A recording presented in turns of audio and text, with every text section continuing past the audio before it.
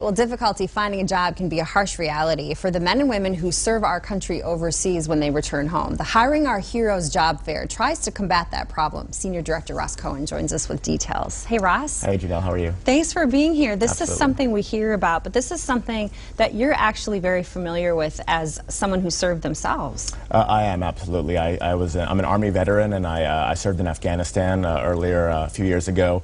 But now I'm working with the U.S. Chamber of Commerce Foundation, and today we in RecruitMilitary have a Hiring Our Heroes job fair at TCF Bank Stadium from 11 a.m. to 2 p.m. Veterans, active duty military who are transitioning, their spouses, all are welcome to come.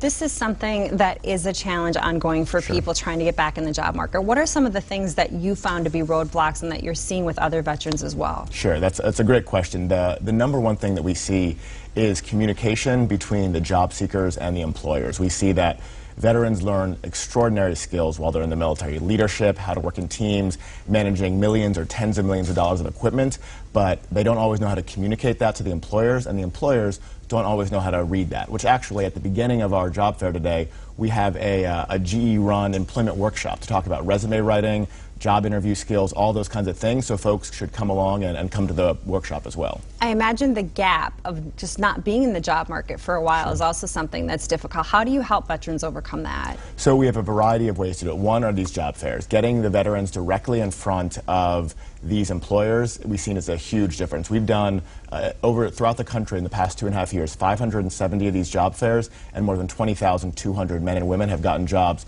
just by being able to talk directly to the recruiters. And this is something where, as you said, sometimes it's hard to translate those skills or communicate those skills, but what do you see veterans bringing to the table that maybe the average job seeker doesn't have? Well, I think it's clear. Veterans, when they're in the military, you are working under extremely stressful situations and always finding a way to get to yes. And you learn how to manage complex teams from diverse backgrounds, and you never give up, and you're able to do it under very challenging timelines.